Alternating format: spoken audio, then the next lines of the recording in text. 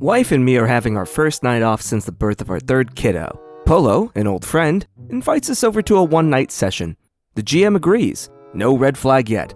The table is large. We're trying to respect a bit of distance, cause the Rona. The GM seems to be a funny guy, and he's wearing the classic Wizards of the Coast GM costume, with a robe and half-ass wig. Half a red flag? Session starts. We're 45 minutes in, and wife receives a weird text. She doesn't show it to me yet. 15 minutes later, and another one. I can see on her face, something's wrong. The kids? No. Under the table, she shows me 2 texts by an unknown number. 2 dick pics. The troubling thing is, it's familiar. My brother's a dumbass, but sending dick pics for shits and giggles fall in his humor. But he knows wife well enough to avoid that kind of humor with her. We dismiss it. Wrong number, probably. And a third one. It flashes before my eyes. The floor is familiar. Quick look around the table. GM screen. Robe. I ask my wife to get ready to call the number.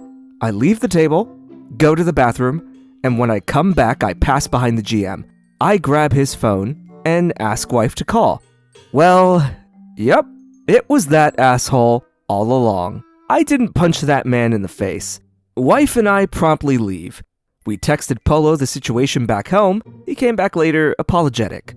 He never had any red flags before. What troubles us is, how the f*** did he find my wife's phone number? Still fuming. Happened yesterday. I put on my robe and my wizard hat and cast eroticism at 3rd level. I'm imagining this DM just airdrops dick pics to every player before every session. You have no proof that I'm doing anything. Oh my God!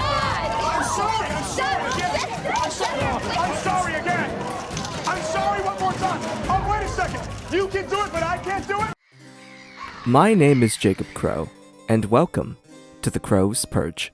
Today's RPG horror story is about a storyteller in World of Darkness who uses save points to railroad a changeling motley. For those of you unfamiliar with World of Darkness, it is a line of tabletop role-playing games that started with Vampire the Masquerade. Unlike in Dungeons & Dragons, monsters live all around us, hiding in plain sight or in the deepest recesses of the modern world. It is a very heavy 90s aesthetic, and if you've ever watched Supernatural, you kinda get the gist of what this setting is going for. Alright. Jerk. Bitch. Though unlike vampires or hunters, Changeling is focused on people known as the Lost, humans abducted by the Fae, who manage to find their way back through the hedge, which is kinda like the Feywild in D&D, and have returned their way to the mortal world. Though in doing so, the fairy realm of Arcadia has irrevocably changed their bodies, minds, and souls. And in today's story, we're going to find out what happens when a storyteller ruins all of this cool lore. So without further ado, let's mask our means and finish drawing our dicks to contact the traveler as we gather up a murder and dive right into this story. Let's talk about how my old storyteller for a Changeling the Lost game ruined the new World of Darkness for everyone else. Classic World of Darkness players, please hold your applause. Full disclosure, I feel like what happened is partly my fault. I felt kind of stuck in a rut with my regular Dungeons & Dragons-y, Pathfinder-y, Dungeon World-y group, and suggested that we try some urban fantasy. 2 of the members of our group at the time had actually run a well-remembered Changeling the Lost game for a different online group that had just kind of petered out and fallen apart. I recommended that these veteran storytellers run a game for our Meat Space friends, but only one of the 2 storytellers felt up for the job. So, she had full control over the reins of this game. It wasn't until later that I learned virtually everything I liked about the online game was the other storytellers doing. And yeah, that explains a lot. I now realize the full extent of my mistake and take responsibility for my role in the ensuing madness. Bless me, Reddit, for I have sinned. I unleashed the storyteller we don't talk about upon my gaming group, for I knew not what I was doing. Mea culpa. Mea maxima culpa. Adios, bitch. It's adinos. Our storyteller set the game in our home city, though that hardly matters because she didn't use a single recognizable landmark or reference to local culture. Hint, we are known for our chicken wings. She also set the game about 10 years in the future, though that hardly matters either, because all that meant was that everyone had nicer phones. Honestly, I didn't think much of it at the time, and just figured we'd see something cool about the setting later. But, oh no. This urban fantasy story would not actually involve the setting, not when it could involve the main character. But we'll get to her later. Our storytellers started things off well enough for our changelings. We had each made a character, so that we wouldn't tread too much on each other's toes, and I wound up as a wizened drudge of the Winter Court, basically a rogue with a mop. The rest of the party consisted of 2 big bruisers, a big scientist, and a boxer. Yeah, for some reason half of the people in the group had the giant merit. I don't know why. Fresh out of the world of fairies, our motley met with the weirdly well-established changeling courts of our home city. Each of these seasonal courts had a job for us, and it all culminated with one of them telling us that if we could clear a piece of real estate on their behalf, we could turn it into our base of operations. I forget if this was the autumn or spring court, but it doesn't really matter at this point. The scene, and stop me if this sounds familiar, an abandoned pizza place, known for its animatronic animal entertainers. But there have been strange reports of these electronic entertainers moving on their own at night. Yes, she Five Nights at Freddy's our changeling game. Yes, she mostly just ripped off all of a certain YouTuber's, game theories, ideas about the game. Yes, this amounted to trying to jump scare people, who were all sitting around a table together in a well-lit room. This was the height of our game. It is all downhill after this. You see, she was the only person around the table who had even played Five Nights at Freddy's, so the rest of the group only got the references by proxy due to the game being something of a meme. This meant that most of us didn't actually know how to stop the animatronics from closing in on us, but 3 of us had characters specifically built to bust skulls, 2 big bruisers, and a boxer. And the last 2, the rogue and the scientist, weren't exactly stupid enough to sit around and wait to get jump scared, eaten, whatevered, and had brought weapons. This went poorly for Mr. Fazbear and company. To make a long story slightly less long, we got to live in an abandoned pizzeria, and even kept a couple of the animatronics around to help maintain the place, as they were the only ones who didn't try to murder us. This concludes the height of the campaign. What follows is the exact wrong way to run even the most railroady game, and the single worst DMPC whom I have ever seen. The next part of the game opened by meeting the rulers of the different seasonal courts again. This meant also meeting the main character. For those familiar with The Lost, she was a fairest dancer who held the title Duchess of the Summer Court, even though changeling titles in society don't really work like that. What the title was supposed to represent was this character being a well-respected leader, but not the king/queen of summer.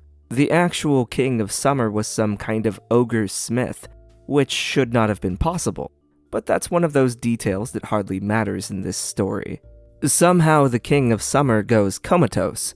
It was never explained how, and his crown breaks into several parts.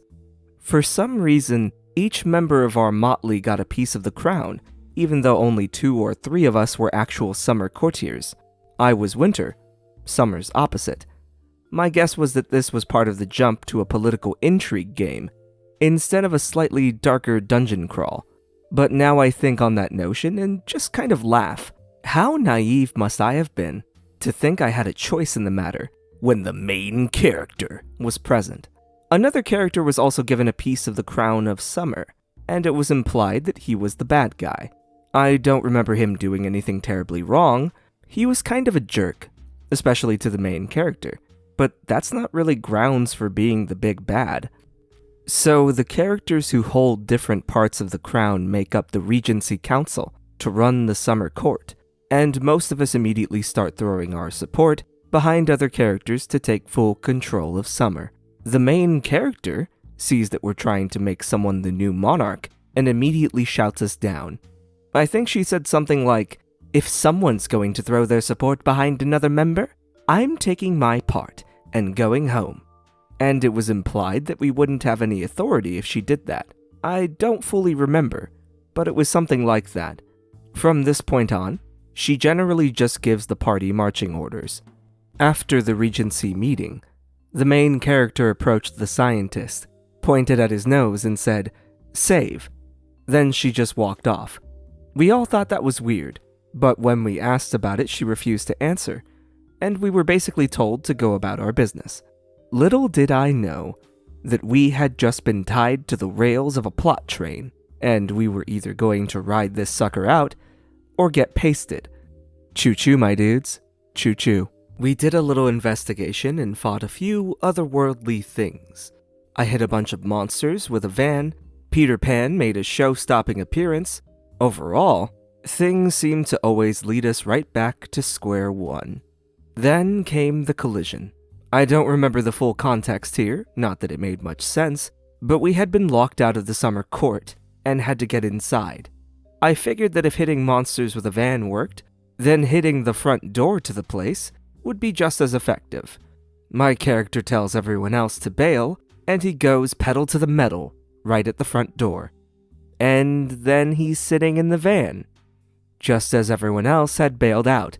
I was understandably confused, and so was everyone else at the table. I tried ramming the door again, and the same thing happened. I went back to the start. I tried again, back to the start. Again, back. At this point, I stopped and just accepted this defeat. It took us a little more investigation, but we came to the conclusion that the main character and the implied big bad basically had the ability to quick save. Yes, like a video game. From that point onward, every time the storyteller tried to lead us along the plot rails and we did something else, we just got booted back to the moment we made the wrong decision until we finally complied. She also got, visibly angry every time we tried to do something she hadn't planned for.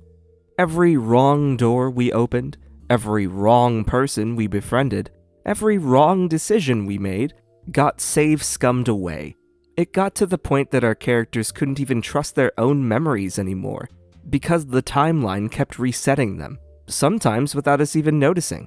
This is remarkably similar to the mentality of people who have been subjected to a type of psychological abuse called gaslighting, and given the themes of surviving abuse and trauma in Changeling the Lost, there is no way that is okay. I'm surprised that we weren't each walking around with a clarity, Changeling's sanity mechanic, in the negatives. By the way, when I say visibly angry, I mean that she did this weird cheek twitch and started talking through clenched teeth. She yelled at us, threatened to leave forever, which I was okay with by the end of this, and generally acted like a bratty 5-year-old. She carpooled with me and the Boxer's player, and threatened to jump out of our moving car if she didn't get her way. I could understand if our ST was still a kid and tried this kind of thing, but she was about 30 at the time. I shudder to think what that childhood must have looked like. Eventually, we are forced to the conclusion that the alleged big bad had some kind of prejudice against Fairest that was largely implied to be equal parts fear and envy. We also discovered, it was blatantly told to us via save-scumming exposition, that the main character was not simply powerful, but was so powerful that she was on the verge of becoming a true Fae, the bad guys in Changeling, and that it was up to us to stop the process. I feel that it confirmed every fear that the alleged villain had about the Fairest in this game, but I also knew out of character that all Changelings risk this at a high enough level, so whatever. We get to the last encounter, and it goes pretty much as you'd expect. Our team of bruisers and monster slayers take out the not actually that big bad, and someone has to give a big speech to the main character to remind her that she's human, and she belongs here, and people still want her around, and so on and so forth. Unfortunately, that duty fell to my character. You know, the winter courtier. The guy who has zero reason to care even the smallest bit about summer, except maybe to sabotage them and turn them into a puppet for winter. I am also 10,000% done with this campaign by this point, and can't take the save-scumming storyteller's nonsense anymore.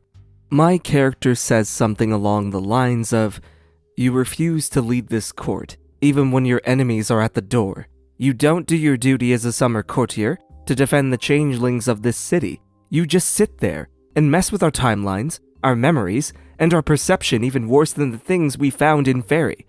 You don't have to worry about becoming the true Fae. You are the true Fae. Just go." And there was a silence at the table for a moment.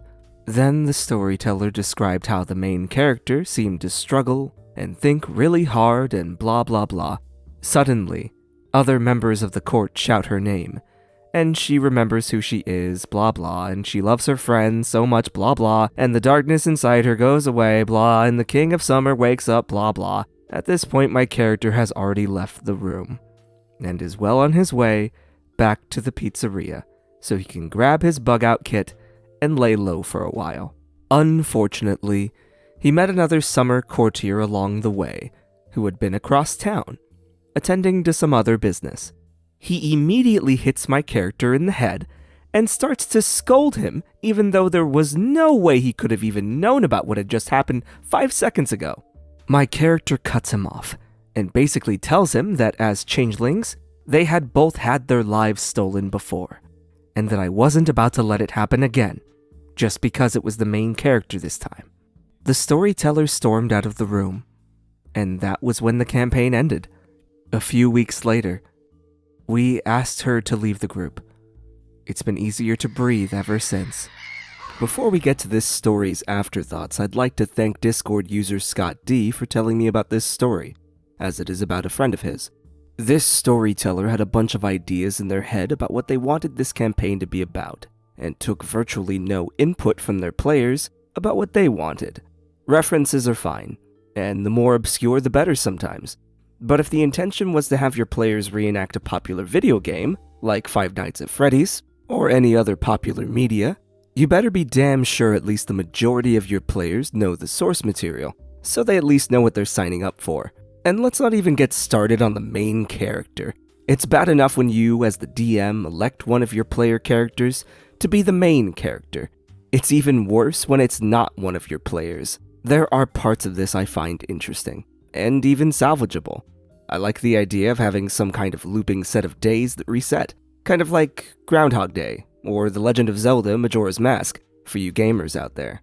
So long as it's not under the control of something like this main character, where they can just switch whenever that reset is on a whim. When telling a story like that, consistency is key. But for God's sake, don't make it reset like a Skyrim character about to massacre a village, hitting the quick save button before drawing their Daedric longsword. Anyway, that's it for today's story, and those are my thoughts. And I'd love to hear what you guys have to say in today's story in the comments down below. Also, we're almost at 3,000 subscribers, so get your mama bird and papa bird to subscribe to the channel so we can hit that 3K and maybe do a 3K special. I would also like to thank the Crow's Perch patrons.